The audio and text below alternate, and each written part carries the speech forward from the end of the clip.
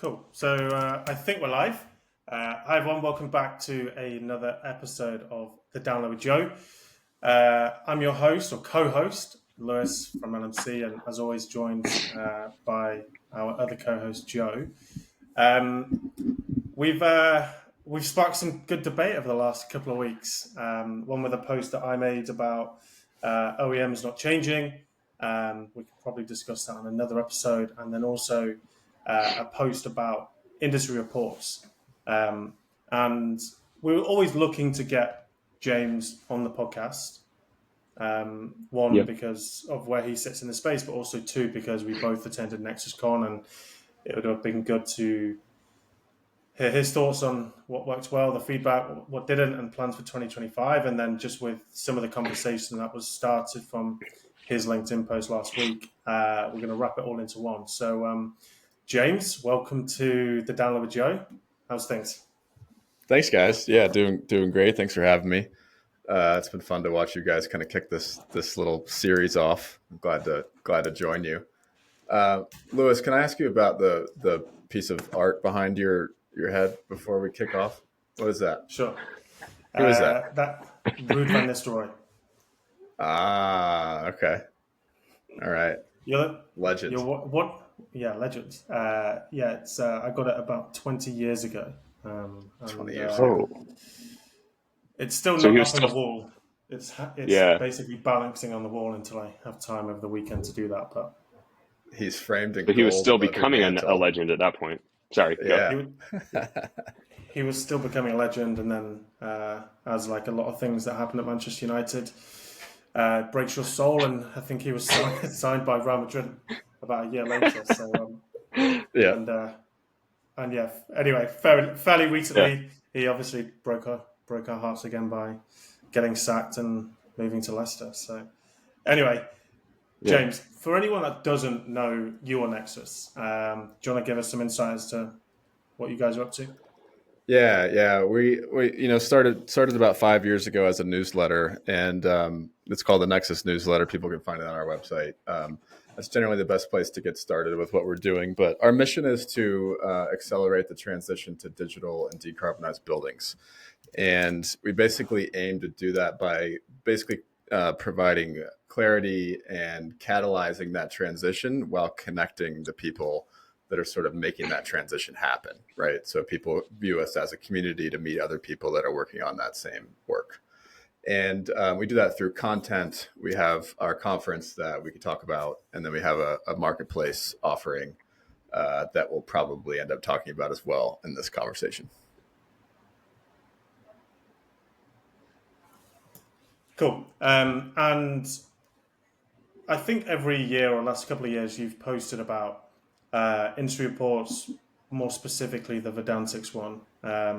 And Joe, you've wrote, you've been in the mix with industry reports for a few years. So it's going to be an interesting debate, but I'll let you kick it off and kind of give perspective as to. Yeah, I'll start with a little context. So first thing, for anyone watching, we are going to have the Verdantics team, or at least Claire, who's the lead author of the report, on the podcast. We're still working out details, but I think tentatively it's okay to say it's probably next week. We figured having this discussion and having Verdantics on, obviously we want to give, from the podcast's point of view, or the LinkedIn Live's point of view, we wanted to give some time for both sides, or for just everyone who's interested in talking. And so there's that. So stay tuned. There's more to come. I've touched this type of research in a lot of ways. So I would say it's interesting to me as a data point. It does, in some cases, drive conversations I'm having with clients or with prospects around, oh, I saw that report. What do you think about that report? Or this is my specific use case. I saw that report. And so, but more of my work lands on the side of the investors and the vendors themselves versus the actual buyers. I think James is much more attuned to the community of buyers and users. I'll use buyers and users together. But when I was at JCI, that was 10, 12 years ago, we consumed a lot of these reports. Verdantics has, I would say, emerged as maybe the leader in our market, but you used to have a number of other analyst firms, exact same model or close enough model. Navigant, which is now part of Guidehouse, used to write reports on an annual basis. We did a lot of work with them at JCI, read a lot of their research. Then there were a few others, IDC, which is a bigger name in kind of syndicated research for technology. But I also led the responses at both JCI and at Lucid when I was running product on these reports. So I've kind of seen it both responding. I've seen it consuming the research. I've seen it investors reach out to me and say, "Hey, I saw this report. I want to go a lot deeper. Can you help me?" And the answer is usually yes. And I wrote the article, I should say, and I'll put it in the chat, or I'll probably write something summing up for my newsletter coming out this weekend. But I wrote an article about just the raw fragmentation in the market. That was back in 2016, and just the fact that we have so many vendors, there's a lot of churn. And I referenced both the Verdantix quadrant for energy management and then for Navigant. They both had very comparable reports, energy management. And a couple of the things I noted, each had 14 leaders. There were 9 companies in both, but that each had 5, so about a third were not. And there were leaders in one that weren't even included in the other. And I was referencing this mostly as just, this is how bad the fragmentation is. Like, and they probably had slightly different, or I'm sure they did have slightly different criteria. But I would say we need more visibility in the market. I see that from the point of view of buyers that don't even know, like, how much should this cost? Or is that a fair price? Or I'm looking at this vendor, what other vendors should I look at? So we need more visibility. We need less, maybe opacity is another way to put it. So reports like this move forward. But I also think that our market remains really, really fragmented, and it's hard. The other thing we've discussed, just the three of us prepping, and I've discussed with others, like, I'm not sure how you make a really good commercial model that covers the entire market, because it's just so vast. And I think a lot of the buyers, and James will have his own opinion here, but like a lot of the buyers, they're not able to hire a consultant at probably tens of thousands of dollars to go research the market. I've had conversations with folks that say, for my portfolio and energy management solution, I want it to be a 5-figure number, not even a 6-figure number. Now, again, it's going to vary. So you think, well, if you're only paying per year 5 figures, you're not paying 5 figures to do the research. I think it's a safe assumption.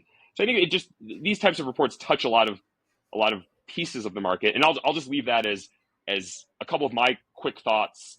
I think maybe now, James, do you want to share a little bit on your thoughts on the report, or what you think it might be missing, or how there's maybe we'll start there.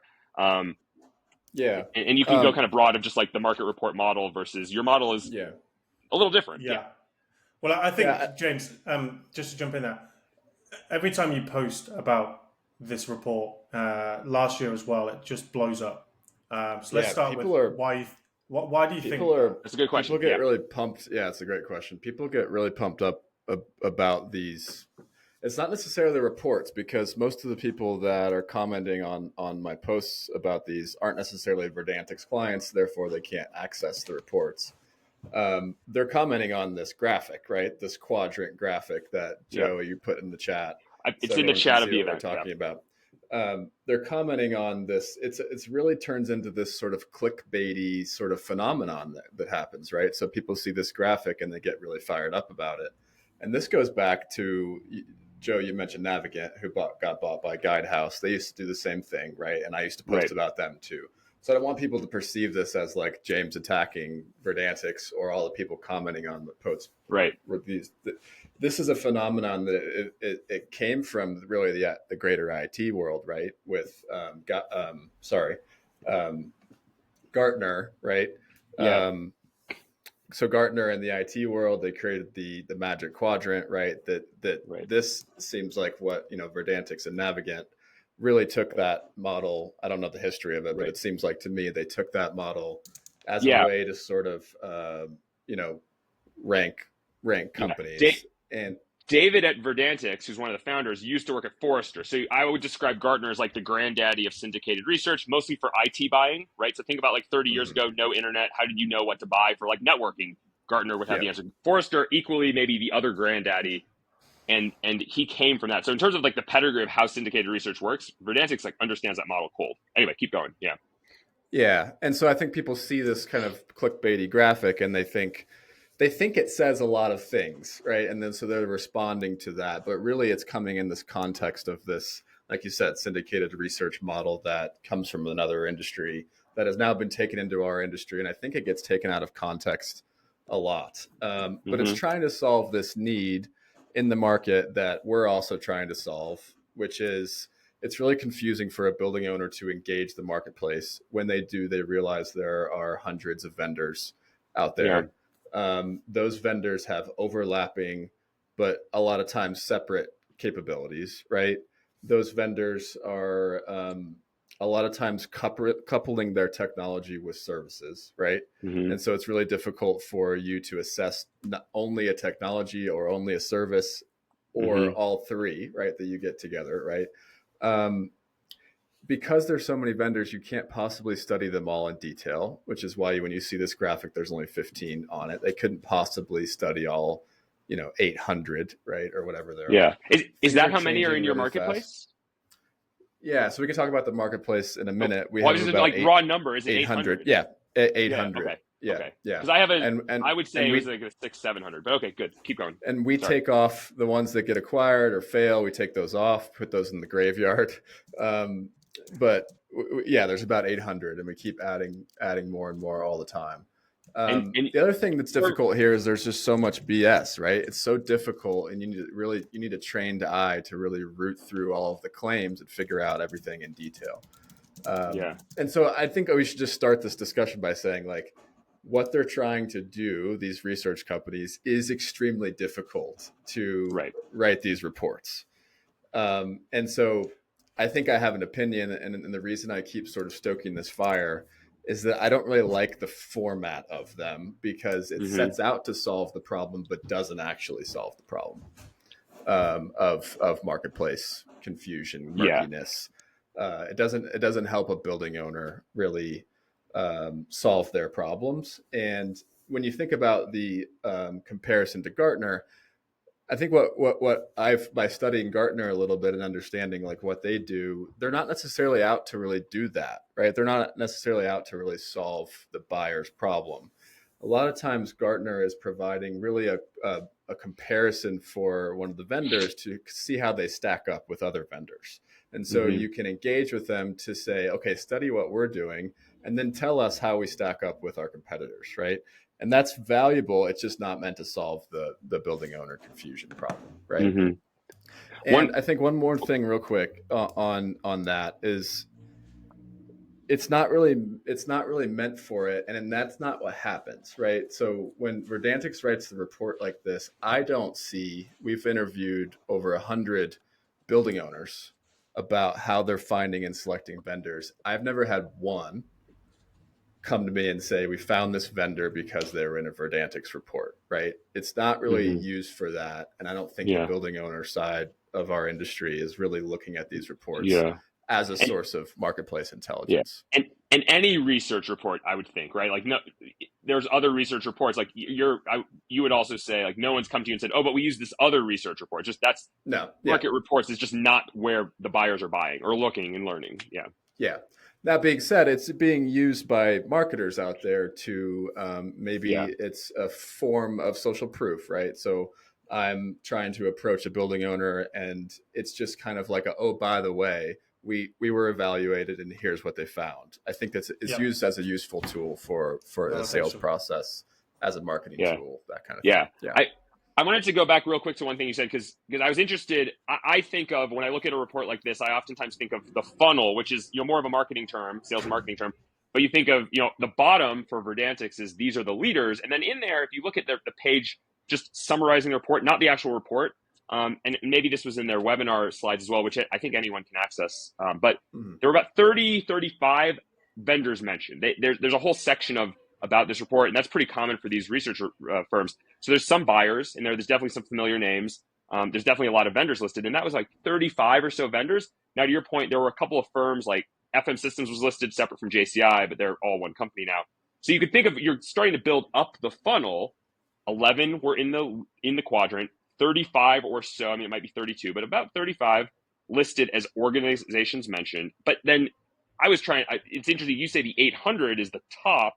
I'd say that's directionally right. I was thinking, I've been using the term 200 or so vendors in LinkedIn, mostly because you, James, and maybe this is a good place to clarify, you're including all the different layers, hardware, software, services, and there are absolutely firms that in your marketplace, you catalog them, right? So there are some firms that are in MSI, and it's almost all services. So there are definitely firms, just to clarify for those watching, who are in the 800 you represent, James, that I don't think would be included in this Verdantix report, because if it's just a meter, or it's just a very interesting IDL type tool, that isn't what they're looking for. So But I also agree. I think there's more than 35 companies that could argue we have an IoT for building operations product platform, maybe not as complete as the leaders, but complete enough that I would have expected them to be mentioned somewhere in the report. Anyway, I just wanted to clarify that point. Yeah. And I think with these kind of reports, why posts like the one that you created, James, get a lot of traction is because there is just still a lot of grey area around how you quantify the report, like what goes into the report. Yeah. And I think it was last year, and there was also a couple of comments on the post this year about the model of pay to play. I'm unsure whether that is the case, but when you see certain companies in the top right quadrant, you think, and based on the market perception, obviously we like to think that we're pretty deep in the space and we know what's going on. Yeah. You start to question the feasibility of those companies actually being market leaders or the innovators. And this, I mean, just to kind of build on what Lewis was saying, there were a whole host of comments in the LinkedIn chat, like, this is just a pay-to-play report. And I would say from my point of view, so I worked at JCI, we were a subscriber of their research, but then at Lucid, this was within like a 4-year period. So at this point, they were doing analyst or quadrant reports every year to 18 months, right? So we touched this process a few times across. JCI was a client also, responded, didn't get a great score at the time. And there's a whole, that's a different story. And you can go back and find those quadrants. At Lucid, I think okay score, didn't subscribe to anything at Verdantix. Some have said, well, you have to reach out to Verdantix and let them know you're here. And I think we probably did that at Lucid. I think one of the things I remember from going from JCI to Lucid was, hey, we should probably respond to this. But I've seen no evidence, I'll just put it out there, that it's directly pay to play, right? No one has told me, and I've asked a lot of vendors I know and just a lot of folks, there have definitely been a few vendors who have said, I had no idea this report was taking place. Like, I had no idea this process was going on. And you could argue, should they have been included or not? And in some ways, Verdantix is defining its methodology. They've published that. So there's that piece of it. There have been some people who have said, well, we were a client and then they told us about it. And, and then the flip side, we were never a client. We didn't know Verdantix existed. We weren't asked. So, I'll kind of throw that. There's some anecdotal data points, but I think anyone who has a solution can reach out to Verdantix. And my sense is they would absolutely want to talk to you. And I've definitely heard the flip side where some firms have said, I think I heard like the questions are like 150 questions to respond is like the first part of the Verdantix study. A few people just said, I don't have the time to do this. Like I don't have, in smaller companies, admittedly, I've worked at smaller companies too. Like you might not have the time. So I would say from my point of view, not actually pay to play, but I can see why people think that. And there are relationships outside of the quadrant between vendors and Verdantix. I think that, that they would probably confirm that too. So anyway. Yeah. And I think that companies like this, Verdantix included, would go a really long way for them to just tell us who pays them in the report. Like maybe it's an asterisk next to everybody's name. Like who funds you guys, right? Yeah. I think that would be really helpful because some of them do buy analyst hours, right? That's this business model, right? Yeah. A vendor is paying an analyst to evaluate their product, and then they're included in research like this. So it's not directly pay to play, but like there is money being exchanged between the two, right? Yeah. And I think another problem that's like related to the pay to play piece is that all the big companies, right? I think everyone would probably agree that there's mostly every report that's created, all of these graphics, the biggest companies in the industry end up being the leaders, right? And I think a lot of the comments on LinkedIn are about that piece of it. Yeah.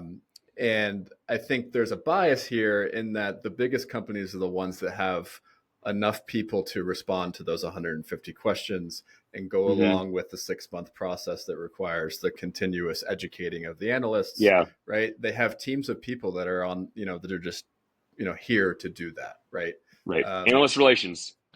And so when you have it at the end, you're going to have startups that just aren't able, like you said, Joe, to go through that same thing. Yeah. That same process. And related to that, the other thing, I worked at JCI, so I saw this from the biggest of the big companies, smallest of the small. When I was at Lucid, it was 30, 40 people, right? So there are companies out there that we know they're like 5 to 8 people, but like, let's just say if it's under 50, you're in the smallest of the small. And what I would say is the solution. So one big point, you look at what are buyers buying, and I'm interested in your perspective, James. But oftentimes it's a use case or a solution to my problem more than Mhm. I need a solution to I need a platform. And when I think of platform, I think all encompassing a lot of use cases. There are some buyers who want a platform, but I find a lot of individuals who are buying want a solution to a problem. To speak, from a very product point, like this is my use case, this is my problem.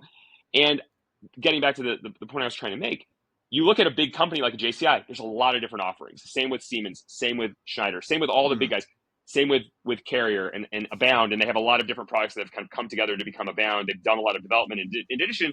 But you could say, like, in terms of responding to a survey, do you do these things? They have a lot of products that can check the box. I don't mean to summarize it so simplistically, but like they check the box. Whereas some of these companies say, like, we're just going to focus on a good example, fault detection and diagnostics. Like, we're going to build a really, really, really strong FDD solution, which for a Yep. lot of building owners, that has a lot of value.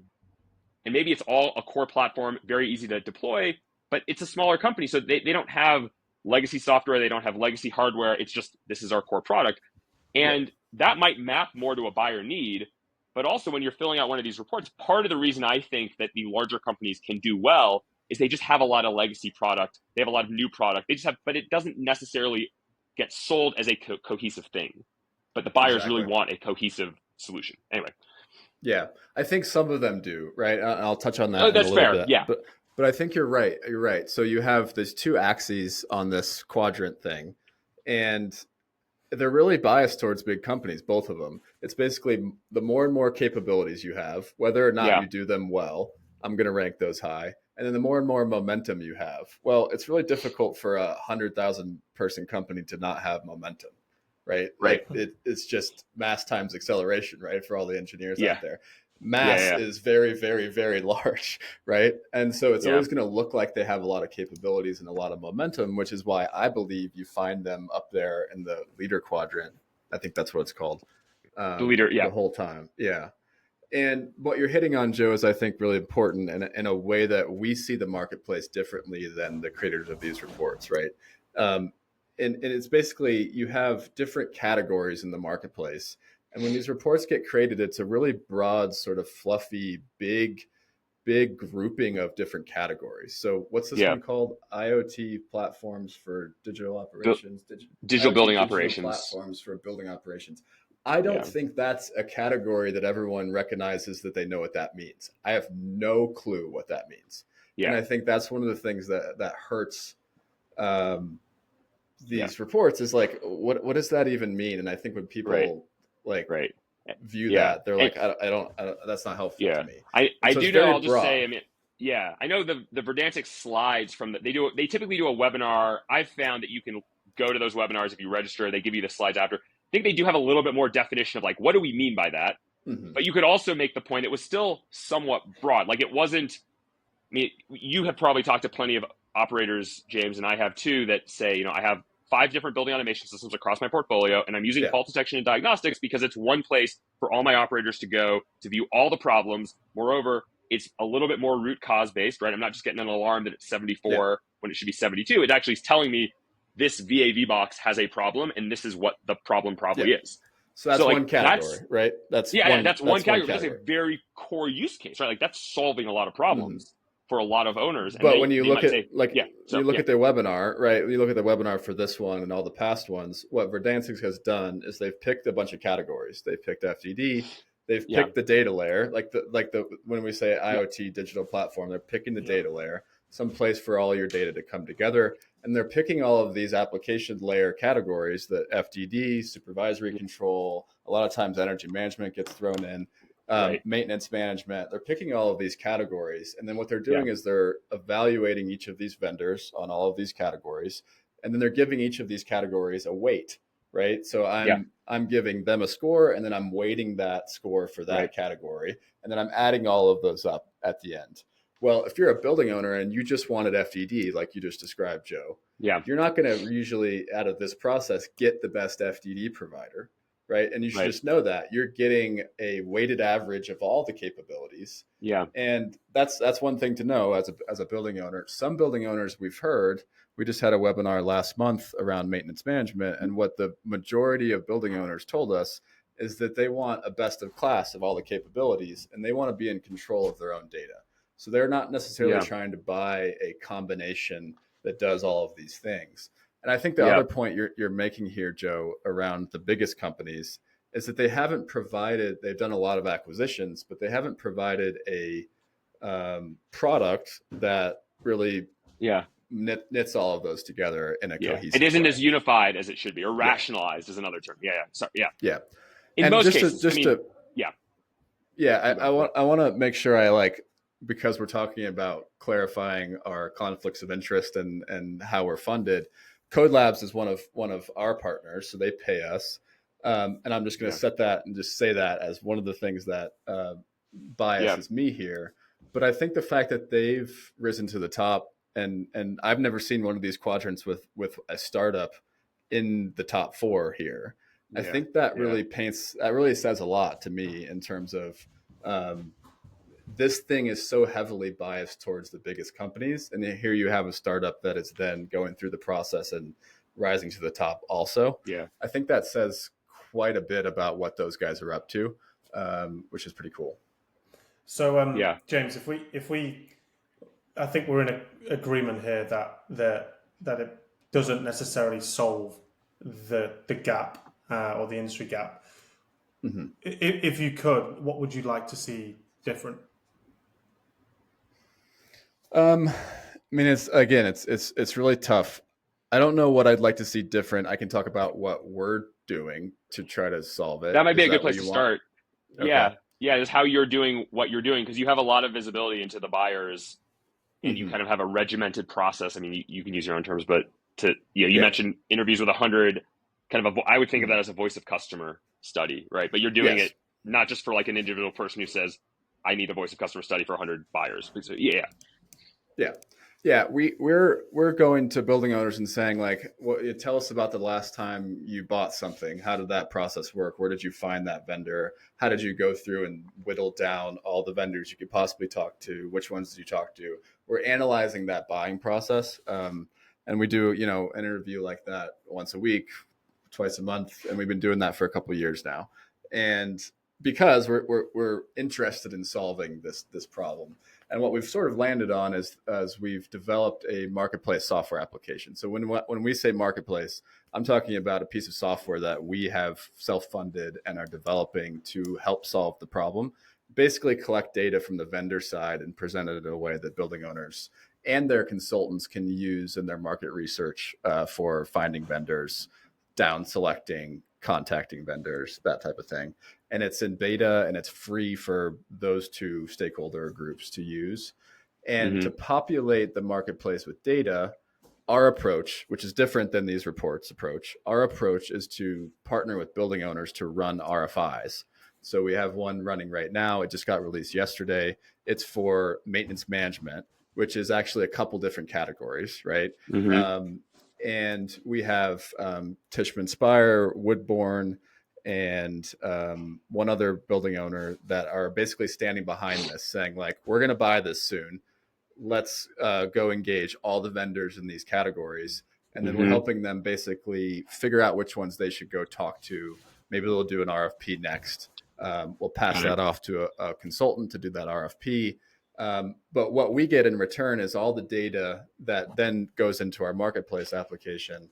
And then we'll make it available to all those future buyers and future buyers consultants to use in the future.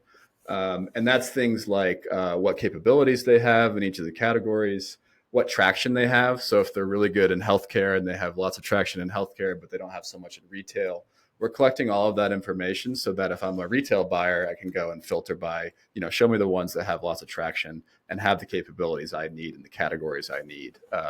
And part of this is educating the buyer as well. So breaking the whole marketplace down into which categories, instead of this sort of broad IoT digital platform thing, we're breaking it down into pretty finite categories. We have almost 100 categories in the marketplace. And like you said, Joe, there's metering, but it goes all the way into like work order software and energy management software, carbon accounting, FDD, like really breaking it down. So whereas Verdantix would put all of these into their different capabilities, we're basically saying that's a different category. It has its own capabilities. and try to be really granular with the things you're buying. Yeah. And I should say like how we're funded in that, because I can't call them out for not, but basically we partner with the vendors annually who want to stand out on the marketplace. They want to attend our conference. They want to develop case studies and content. We have a holistic partnership that we partner with them on. And like I said, Code Labs is one of our partners, and we're in talks with other vendors that are out there to become our partners as well. And so that's basically how we help them stand out. So we'll put all the vendors in the marketplace, and then a buyer can go there and see which ones are our partners. It's very transparent, but we help our partners basically case studies, demos, other ways in which they might stand out through content. And we give them feedback as well. So we'll tell them, you're in these categories. You're really not in this category. If you're going to try to act like you're in this category, you would need to have these capabilities, like those types of, we work with them on that type of thing as well. So that's what we're trying to do to solve the problem. I feel like it's on the right track, but it's not like it solves the entire thing. Right. And it's at the very, very early stages as well. Yeah. Well, you touched on a lot of interesting points. I mean, I think for those, there's plenty of people I think who probably are watching this that are, many probably went to NexusCon or are, go to your webinars or part of your community. I mean, it started with the community. So there's, I think, hundreds of people now that are in the Nexus community, which is just kind of access to a group that is, shared views, shared, information exchange, open-minded. So, but it's not like you have to be invited, right? Anyone can join.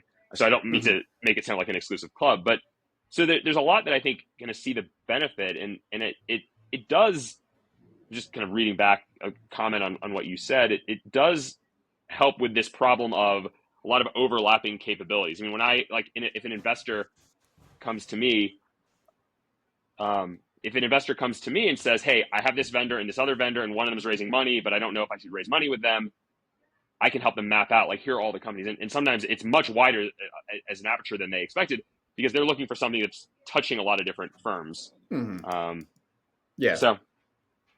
when you break down the marketplace by these littler categories, you can very easily see, like, you can help a building owner say, I want the best in that little category. Or you can say, tell me the vendors that have these 5 categories and these 5 capabilities. And so you can kind of do both once you break it down in that way. Looks like we lost Joe. We've lost Joe. I'm here. I'm sure somebody's doing construction. It's not raining. So anyway, yeah. I think it just echoing your comment there, James, it limits the possibility of smoke and mirrors, because I think more often than not, you can see a lot of these vendors say they do 7, 8, or 9 different applications when they should just focus on FDD or software, like you said. Yeah. And again, some building owners want to have this comprehensive thing where it's just one-stop shop. I go to this vendor and I have all these things. Some of them don't want that. They want the ability to control their own data, and then they want to plug in the best application. Right. I think it's important to say, like, that they need that flexibility as well. Yeah. Yeah. The flip side, I was just going to add, this is actually a conversation I'm thinking back to. This conversation is reminding me of something maybe a week or two ago, where somebody said, I like the fact that all of these capabilities are merging together, FDD, energy management, a little bit more like real-time data to drive maintenance, right? Because the CMMS, or the work order management solution, most companies have had those for years, if not decades. But a lot of it is just it's all human generated. Change air filter every month or every 2 months, right? But you can obviously put that in once and say, it's like sending up a calendar invite, but that's not conditional at all, right? It's not, this air filter needs to be changed. So you have a lot of capabilities. And this one user said, I like the fact that they're all merging together. And I thought, that's interesting.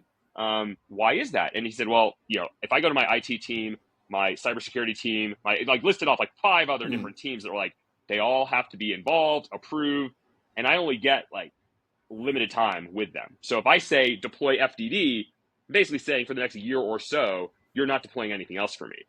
So it wasn't, I want the best of breed or I want one solution. It was just, under the way we use tech and deploy tech in my organization, I have a limited amount of credits, right? Cash in my credits.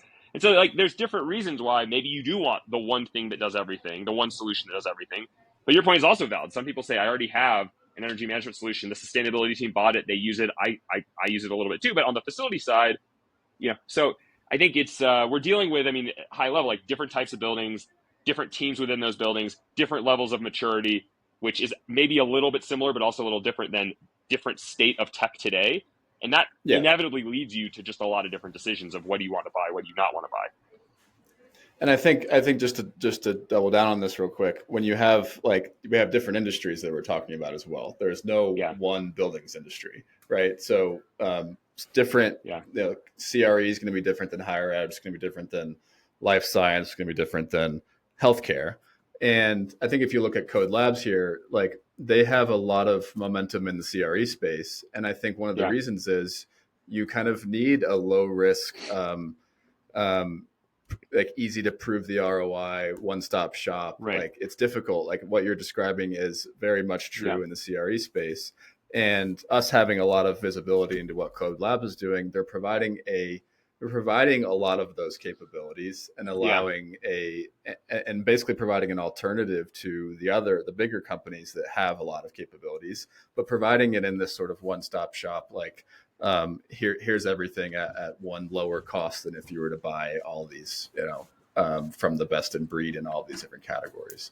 And so I think you're seeing Code move a lot faster than a lot of their startup competitors because of that. Yeah, no, I agree. So if we go back to industry reports real quick, we haven't talked about. We've obviously mentioned companies like Code and the big OEMs that you typically see in these kind of reports. Is there any point talking about companies that weren't mentioned? Because what was there? 11 companies on the Vedantics report. Yeah. Again, not to single out Vedantics here, but obviously it's the most recent report we've seen. What about these other firms that should be up there? So I'm happy to start with a couple names, just to throw of companies that I would have expected to see, not as a criticism, just as these companies doing interesting things. James, if you have other names, I think your aperture might be even wider, or touch points. But can we just start by saying that there is an illusion, if you're just coming to this and you see that graphic with 11 companies on it, one of the problems a lot of people have with it is this illusion that these are the only companies, right? There's an illusion. And I think that's part of the problem with this, right? Yeah. But Joe, you go ahead, Joe. And I'm going to pull up the marketplace while we're talking and just tell you how many there actually are. I would say throwing out names, big companies. I would have expected to see IBM. I think they weren't even listed, and I'll give why, right? Because and they are not a client of mine. Just to throw that, so I'm not. IBM. They own Maximo. They own Tririga. Tririga, if you go back 10 years ago, Tririga had a really, really sophisticated energy management solution. It now has a bit more of the IWMS capabilities. And then they bought Invisi. Invisi is, I think now has just been rolled in, but they still use that brand. Invisi had a very strong energy management solution, had a bit of a fault detection solution as far as I could tell from just talking to people in the market. So they kind of checked a lot of the boxes, if you will. And I'm not even sure that IBM was mentioned as a firm, but they definitely weren't included. And they're one that isn't a controls company. Some funny stories I've heard where they considered that back in the 80s. Who knows? But they do have a lot of capabilities, and they do touch a lot of this. And I would imagine there are some of the respondents to Verdantics' survey, I think they do a survey of buyers too, would have probably said, I've seen the IBM capabilities. So that was one that stood out to me.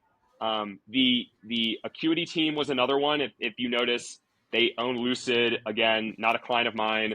I used to work at Lucid, but before they were acquired, they have that capability. They've made a number of other interesting acquisitions on the IoT front. They've made a lot of, if you look at their investor day decks, they've merged Distech and the Atrius platform, which is Lucid plus a bunch of other kind of cloud-based tech. They've merged all that together. If you look at, I fly United because I'm in Denver. They have embedded, they have the mapping, like the real-time navigation in the United app, I think is Atrius. It just has their logo. I think Delta might be the same. So there's a lot of real-world proof points. So that was another company that I was a little surprised not to see. I think they were mentioned in that case. The other big name that wasn't there was Train. Nuvolo, I think, was mentioned, but Train isn't as loud as the carriers. They don't have a platform. At least that they're going to market with. I think there were some FDD companies that might have been mentioned and not included. And I tend to think when I look at IoT for digital building ops, I tend to think of like one of the clearest, not the only, but one of the clearest use cases is fault detection. To be honest, I just think that like I've talked to companies, and again, not clients, but talked to companies who say, hey, I use my fault detection solution instead of my building automation system. That's kind of a general comment I've heard. Or this drives work order management in that I've built an integration, or I have somebody that's manually uploading things, or whatever it is. But like the work orders are actually from the faults, and companies have different levels of sophistication. And I think there were some firms mentioned on the IoT front or on the FDD front. I think Clockworks, Bueno were mentioned as like orgs mentioned, but they weren't included. And that was a little surprising to me. I think there's more, but we could we can keep going for a while. But I'll stop there just as a couple. I think Bueno were included last year as well, so it's interesting to see that they aren't on the quadrant this year. Yeah, there was a comparable report in 2022 that I think was the last version of something close. Yeah, sorry. But the one they did last year was more focused on energy management, sustainability. Right. Exactly. And so you again see there's overlap between the two of their categories here that creates some confusion. I just filtered in the marketplace. I filtered, and again, people can access this by going to our website. I just selected who provides these 5 different categories that I feel like I'm hearing from us, which is a data layer coupled with software applications, FDD, advanced supervisory control, data visualization on a floor plan.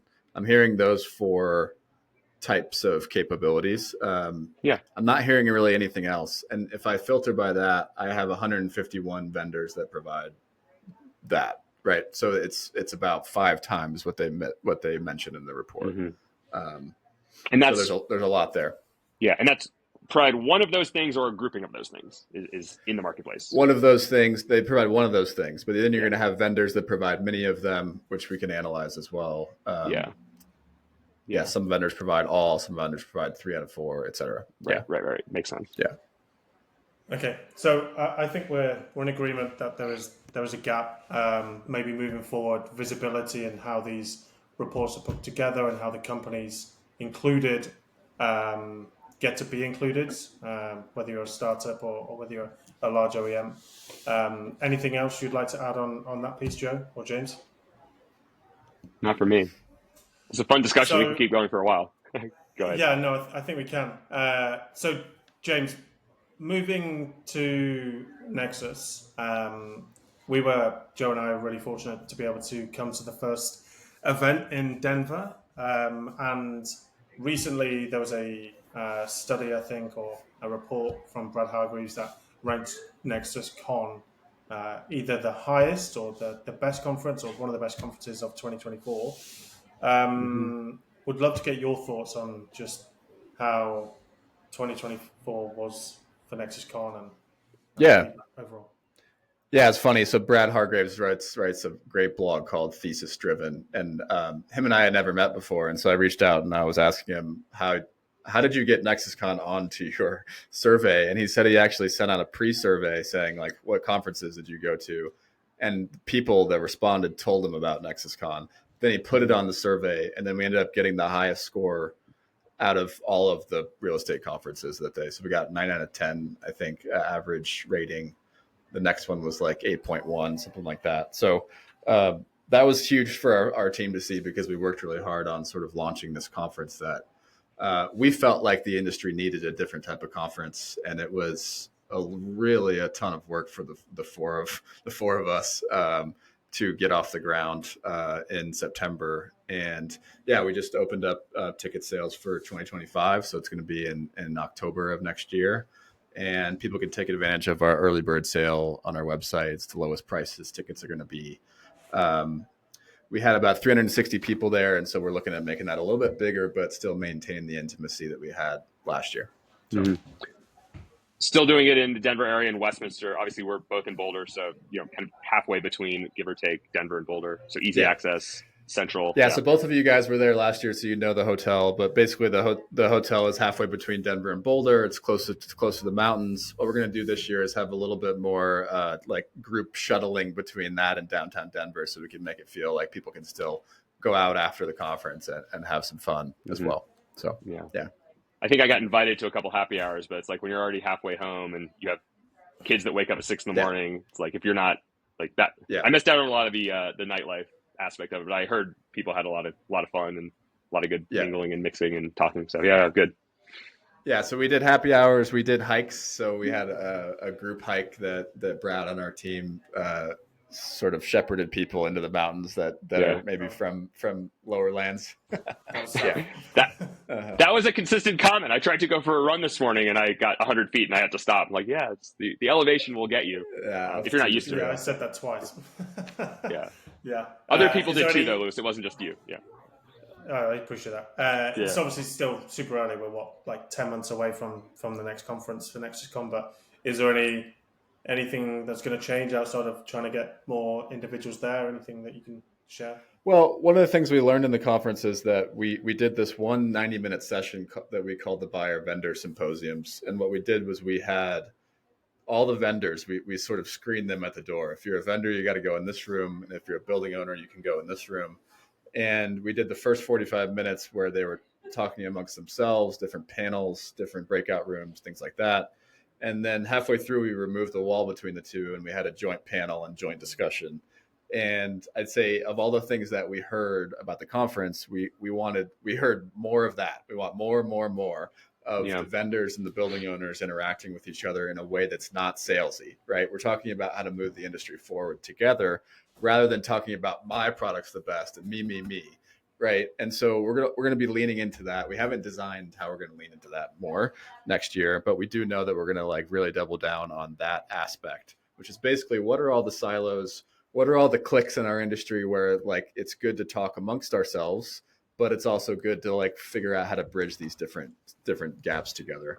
So that's one thing. Another thing is we've actually realized that there are a bunch of different building owner personas in our community. So we've collected and we call this thing smart buildings, but there are only about 100 smart buildings leads that work for building owners in the entire world, right? But we have tens of thousands, hundreds of thousands of facility managers, energy managers, network managers. There are these jobs that are a lot more popular than someone that's more focused on just smart buildings in their job. And so one of the things we're going to be doubling down on is how do we make this community more relevant for an energy manager to come in, a facility manager to come in, to have it feel a lot less like our community is isolated or these smart buildings people off in the corner, and have it be more integrate technology more into the actual jobs out there. How do you have technology-driven energy managers? How do you have technology-driven cybersecurity managers? How do you have technology-driven facility managers? And really double down on being the place where those people can connect about technology with each other, and the place where those people can like bridge the silos in their organizations to talk to the other groups that they need to talk to get their smart buildings programs moving forward. So that's the thought. Nice. Yeah. Well, it's easy for Joe because it's right around the corner, but we're both looking forward to that. And yeah, it's like the only conference that's close. Yeah, but it's good. Would love to see a longer vendor buyer symposium. That would be cool. I heard the moderators for the vendor symposium nailed it as well. So good on them for doing that. Yeah, so people said more spice. They wanted more spicy, and so we're actually working on a sci-fi theme that like really doubles down on the spice factor at next year's conference. So people are looking forward to that. That'll be one of the main. That'll be one of the, and it's funny, we have an inside joke where we passed out electrolyte packets, and one of those flavors was mango spice, and people really liked the mango spice. And so just so everyone knows, we're going to be really doubling down on the spice next year. Yeah, there was a bit of a Flintstones Jetsons theme, and it's funny. My kids who are 6 and almost 8 don't know the Flintstones or Jetsons, but they were very enamored by the T-shirt that I brought home. It was just like doing laundry, like, what is all of this? And I was trying to explain to them Flintstones and Jetsons, which did not work well. But anyway, so yeah, so if it's a Disney character, they'd be sold. But yeah. Just if anyone's still listening to this, you can guarantee yourself a T-shirt by getting an early bird ticket. So not only is it cheaper, but we're doing the T-shirts as well. So early bird gets the T-shirt in this case. Nice. Well, I think that's that's all we've got time for today. But this has been a great episode. Obviously, like I said, we wanted to get James on anyway to talk about NexusCon 2024 recap and 2025, and just with his annual post about industry reports. I think it's answered a few questions, but there's obviously still some question marks. So if you do have any questions or comments from today's episode, then feel free to reach out to any of us or all of us combined.